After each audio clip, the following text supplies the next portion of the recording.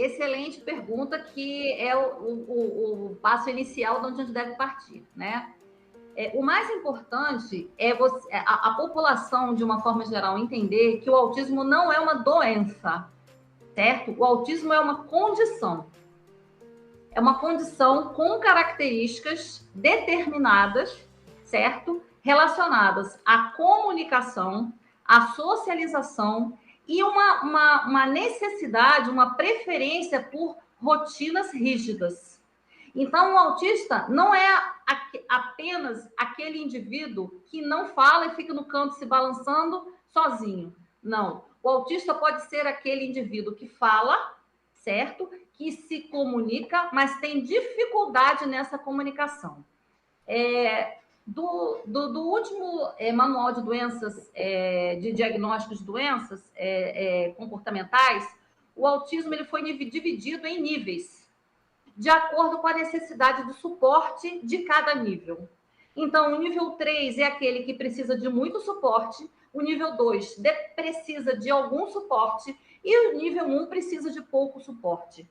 Quando a gente fala de autismo nível 1, é onde está a maior confusão, certo? Porque o autista de nível 1, que antigamente era chamado síndrome de Asperger, ele é um autista verbal, mas a característica principal da dificuldade de comunicação desse indivíduo, e que a gente, mais uma vez, eu vou falar que ele não é um paciente, ele é um indivíduo que está inserido dentro do espectro, é a dificuldade na comunicação, principalmente no entendimento da comunicação não verbal. Um exemplo, a comunicação social.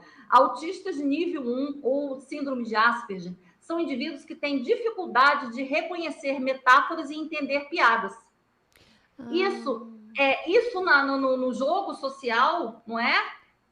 Principalmente durante a adolescência. Se o cara fala para... Se você está num grupo de amigos e aí o indivíduo fala para essa criança dentro do síndrome de Asperger: nossa, mas você tem muita cara de pau. Na cabeça desse indivíduo, a cara de pau é exatamente a cara de pau. Na cabeça desse indivíduo, falar pelos cotovelos é impossível, porque você só fala pela boca. Então, a dificuldade de comunicação está nesse sentido, na dificuldade de entender o jogo e a comunicação social não verbal, certo? Da mesma forma, ele vai ser aquele menino ou ele vai ser aquela criança que prefere ficar na dela. O adolescente que não gosta de festa. Isso não significa que ele vai ser aquele adolescente, aquela criança ou aquele adolescente que não socializa nunca. E aí vem a diferença também das mulheres, porque as mulheres buscam essa socialização para se sentirem incluídas, mas esse é o próximo capítulo. E em relação às rotinas, eu gosto de fazer as coisas do meu jeito. E fazer de jeito diferente, para mim, é muito cansativo. Mas se for preciso, eu faço. Esse é o autista nível 1, que é hoje a grande dificuldade de se fazer diagnóstico, porque as pessoas não estão preparadas, certo, para reconhecer esse indivíduo. E isso eu falo não apenas em termos de sociedade, eu posso falar isso em termos de profissional de saúde.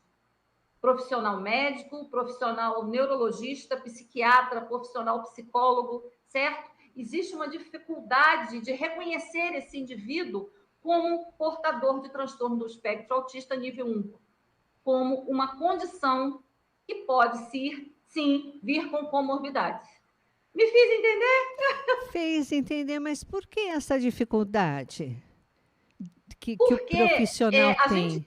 a gente teve no último mês, nesse mês agora, né? A gente teve duas situações bastante pontuais. A primeira foi o diagnóstico da Letícia Sabatella, que assumiu que está dentro do espectro, certo? E depois o diagnóstico do Danilo Gentili, que se assumiu dentro do espectro. E aí você imagina, a Letícia Sabatella sendo quem é e o Danilo sendo quem é, não é? Você jamais imaginaria que o Danilo Gentili, aquele repórter comediante, certo? super envolvido e dinâmico estivesse dentro do espectro, apresentasse sintomas do transtorno do espectro autista. Uhum. Mas ele confessou que ele é como se ele se forçasse a representar aquele papel. Que foi também o que a Letícia Sabatella pontuou. Esses meninos, eles têm uma infância e uma adolescência onde eles tentam imitar os que estão ao redor para se sentirem inseridos e queridos. Entendi. E se você não faz a testagem e você não procura o profissional correto que tem essa formação, fazer o diagnóstico é complicado. Mas trazer esse diagnóstico para o indivíduo que tem síndrome do espectro, transtorno do espectro autista nível 1, é libertador ao mesmo tempo, porque ele consegue entender que ele não é um ET. Uhum. Existe um nome para aquilo que ele sente e como ele se manifesta. Entendi, entendeu? Entendi. Mas, infelizmente, é uma ignorância, um desconhecimento. Eu acho que ignorância é uma palavra pesada. Um desconhecimento em relação a isso. Certo. Eu falo muito, hein? Imagina, doutora Jéssica. Está mais presente assim entre mulheres ou homens? Estatisticamente, você tem mais meninos do que meninas, certo? Estatisticamente. Certo. Mas hoje nós temos assim uma quantidade maior de diagnósticos, estão surgindo mais diagnósticos femininos, porque, como eu falei, a menina ela tem uma tendência, principalmente do nível 1, ela tem uma tendência a mimetizar os grupos onde ela está inserida. Certo? Então, um exemplo, a Letícia pontua isso na entrevista dela. O teatro ajudou muito, através do teatro, ela aprendeu a representar os personagens. Não é? Então, através dessa representação de personagens, ela conseguiu ser inserida em algum lugar. Isso é muito comum nas meninas. As mulheres e as meninas passam uma vida sendo chamadas de esquisitas, de ansiosas, de borderline, com transtorno bipolar, mas, na realidade, elas são meninas dentro do espectro tentando se inserir e serem queridas. E isso causa um sofrimento muito grande. Isso faz parte da personalidade feminina, essa necessidade de se sentir inserida, querida e aceita, certo? E, infelizmente, para se fazer o diagnóstico, você precisa de profissionais habilitados. E não são todos que têm essa oportunidade de encontrarem esses profissionais, infelizmente. Certo. Quais são, assim, os sintomas do autismo que podem se manifestar assim de maneira diferente em mulheres em comparação com os homens? Voltando exatamente nesse momento que a gente falou, as meninas, principalmente as meninas do nível 1, elas tendem a se adaptar. Então, um exemplo, hoje em dia, como eu já trabalho com autista desde 2005, hoje eu tenho um trabalho, sou uma referência para adolescente e adulto. Então, essas meninas chegam de uma forma para vocês conseguirem compreender melhor. Se essa menina de 15 anos, 13, 14, 15 anos, está na escola e ela chega na turma, e eu tenho um grupinho aqui, que é um grupo de jovens que amam tecnologia, ela vai tentar se infiltrar ali e ela vai ser uma expert em tecnologia. Se eu saio desse grupo e eu vou em um outro lugar e aquelas meninas falam muito de esporte, ela vai tentar conhecer o máximo daquilo ali para poder ela ser aceita naquele grupo. Se eu for num outro grupo que curte música, eu vou ser a musicista do grupo, certo? Então, a menina dentro do espectro, ela vai mimetizando e vai vestindo essas máscaras para ela poder se sentir aceita.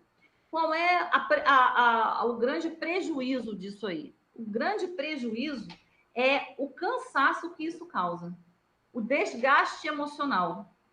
E acontece, quando você não tem o diagnóstico, você não sabe quem você é. E isso causa um sofrimento muito grande para essas meninas. Elas não conseguem se compreender, certo? Ah, eu queria tanto fazer amigos, mas eu não consigo. Isso é uma frase que a gente escuta muito. Eu queria tanto fazer amigos, mas eu não consigo. Elas têm essa dificuldade, elas forçam, certo? Para se sentirem aceitas. Elas forçam para irem à festa, se sentirem aceitas. E isso é uma violência para a personalidade autística. Isso é uma violência para alguém que tem dificuldade de se comunicar, de socializar, certo? E de mudar a sua rotina. Essas meninas, enquanto adolescentes e adultas, elas passam muitas vezes com diagnósticos psiquiátricos. A incidência de suicídio na população autista de nível 1, ela é 9 vezes maior do que na população em geral. É muito difícil você passar pela vida sem saber quem você é. Você se sentir diferente e não se sentir aceito. E não ter um nome para o que você tem. Por isso que o diagnóstico é libertador. Nossa, eu não sabia dessa estatística, não. Que coisa, Sim. doutora. A incidência comportamentais é muito grande. É muito sofrimento. Eles, de uma forma geral, eles sentem a limitação. É muito comum. Os dois lados são muito comuns. A gente está falando basicamente do autismo nível 1 com pouca necessidade de suporte. Quando a gente fala que é um autismo nível 1 com pouca necessidade de suporte, as pessoas pensam no programa, na série The Good Doctor, né? Aham. Eu tenho pacientes meus médicos, certo? E que estão dentro do espectro. Mas ninguém consegue compreender o sofrimento emocional daquele ser. O quanto de esforço esse ser tem que fazer para estar aqui nesse ambiente e vivenciar o que nós vivenciamos, da forma que nós vivenciamos. Esses meninos são meninos que têm uma hipersensibilidade generalizada. Então, os sons são muito altos, as cores são muito fortes. O toque, muitas vezes, é dolorido. O paladar é diferente. E aí, mas ele precisa se adequar a esse mundo que a gente está, não é? É o planeta que a gente tem para viver. Então, para eles, isso é um sofrimento. Se você não sabe por que você é assim, você se levanta todos os dias e se questiona. Meu Deus, por que eu sou assim?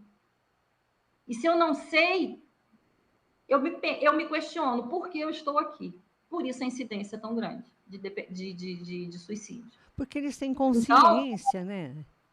oi? Eles têm a consciência Sim, eles têm a consciência que são que são diferentes. diferentes. Eles têm a consciência que são diferentes, mas quando você não tem um diagnóstico, você não dá um nome para essa diferença, eles sofrem muito mais, não é? Então, é importante a população, de uma forma geral, vencer esse preconceito, vencer esse mito, deixar de pensar que isso é uma doença, isso é uma condição. De uma forma que os pais e os meus pacientes entendam. É uma forma diferente do cérebro processar as informações. Nem melhor, nem pior, só diferente. Certo. E a gente precisa aceitar, acolher, entender e dar oportunidade, porque eles têm a chance de ser o que quiserem. Como a Letícia Sabatella é uma atriz brilhante e o Danilo Gentili é quem ele é. Certo? Quando eu achei muito, muito legal eles assumirem isso publicamente, para vencer esse preconceito e cada vez abrir mais e mais oportunidades e facilitar esse diagnóstico, não é? É importante que as pessoas saibam do que se trata, que a gente faça o que a gente está fazendo aqui, que a gente converse e fale sobre isso, desmistificando essa situação. Isso é o mais importante. Exatamente, que tenha consciência do que está acontecendo com ele, né? E não o porquê, o que é isso que está acontecendo comigo, mas que ele tenha consciência. E importante também, doutora, que a família esteja junto nesse momento para saber como lidar, para saber. A família é também o remédio. Sim, com certeza. Muitas vezes, principalmente quando você tem os meninos, eu atendo de todas as faixas etárias, eu atendo menino de 2 anos até menino de 60 anos. Quando a família chega procurando o diagnóstico, e na infância, na primeira infância, quando a gente fala de menino até 2 anos de idade, você tem um menino que atrasa para falar. É importante a gente colocar isso nesse momento. Quais são os diagnósticos do autismo na infância? Certo. Como é que você faz esse diagnóstico? Ah. O mais legal é a gente falar de uma forma que fique fácil para os pais, né? Então, tipo assim, 1 ano de idade, aniversário de 1 ano. O bebê de 1 ano no aniversário é aquele menino que posa para foto, faz um aninho, bate palma só para velhinha. Fulaninho vai fazer 1 aninho, parabéns para você, e ele sopra a velhinha. Posou para foto, imita o adulto, fala 50 palavras, mamãe e papai vem dar quer. Se com 1 ano seu filho não faz isso, a gente já tem um atraso de desenvolvimento. Com 2 anos, eu preciso falar até 200 palavras. 2 anos, eu mostro uma foto, a criança diz quem está na foto e o que está acontecendo ali. Se isso não está ocorrendo, a gente já tem um atraso de desenvolvimento. E aí esses pais muitas vezes chegam procurando esse diagnóstico, e quando a gente fala que os meninos estão dentro do espectro, é como se você ditasse uma sentença para esses pais, não é? E o mais importante é você dar um nome, da mesma forma que o autismo no adulto, é você dar um nome para o que o seu filho tem, porque você vai ter um norte e um caminho para tratá-lo. Não é? O autismo ele é um transtorno de neurodesenvolvimento. Eu tenho atraso de desenvolvimento. Então, eu preciso estimular para formar as conexões do meu cérebro de forma mais rápida e mais eficaz possível. Para eu ter uma qualidade de vida lá na frente e eu poder exercer o máximo da minha capacidade. É isso que a gente quer para os nossos filhos. Então, importância do diagnóstico, você detectar sintomas, é você procurar esse suporte de forma mais precoce possível para o seu filho atingir uma adolescência e uma fase adulta brilhante, que é o que a gente procura e o que a gente deseja, não é? Então, a família é importante. Muitas vezes, os pais falam assim, eu não aceito o diagnóstico. Tá, tudo bem, você não aceitar é um problema seu, mas não priva o seu filho de estímulo, não é? A maioria age assim, não?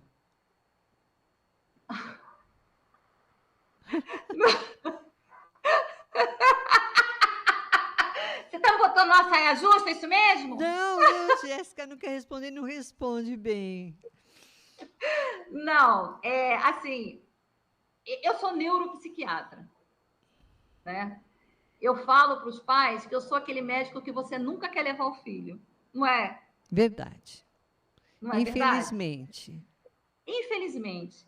E aí, infelizmente, eu não estou lá no início da trajetória da caminhada deles. Quando eles chegam a mim, é porque eles já rodaram um pouco. Sim. E, invariavelmente, eu sou a portadora da má notícia. Entendi. Né? Ninguém vai para mim para dizer assim, eu não sei, eu tô achando assim que alguma coisa... Não, vai porque o pediatra mandou, porque a escola mandou, não é? Vai para eu desmistificar e dizer, não, seu filho não tem nada. Não é? Verdade. Quando eles chegam e eu dou o diagnóstico, eles já sabem. Não é? Eles já sabem. Eu tenho mães, inversamente, eu tenho mães que me procuram escondido dos pais. Porque os pais não aceitam o diagnóstico, mas a mãe sabe. Toda mãe sabe. Toda mãe sabe. Você é mãe? Eu sou. A mãe sabe, não sabe? Sabe. Sempre. Sabe. A gente sempre sabe que tem alguma coisa errada com o nosso filho, Aham, seja aham. ele com 2, com 20, com 40, Verdade, não é? verdade, verdade. Então, muitas vezes, elas vêm escondidas, procurar o diagnóstico.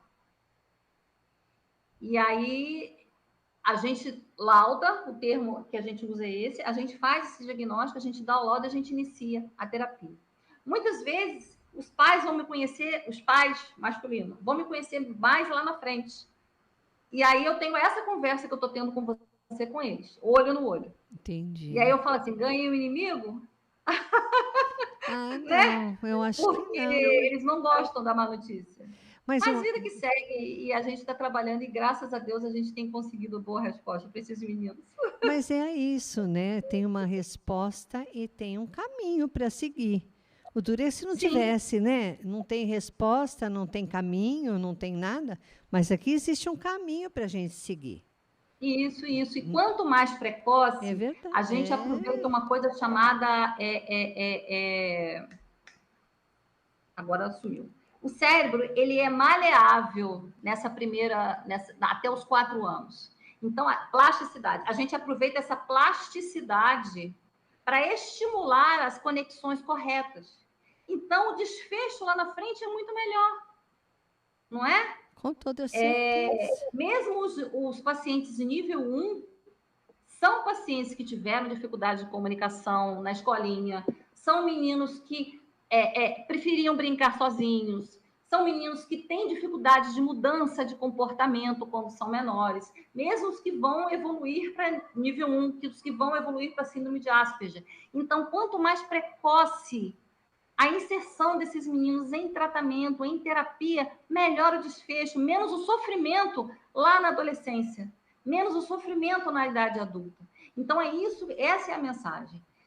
Se você tiver, isso para as pessoas que estão em casa, se você tiver qualquer desconfiança que seu filho possa, porventura, estar inserido dentro do espectro, ou que tenha qualquer alteração comportamental, procure ajuda.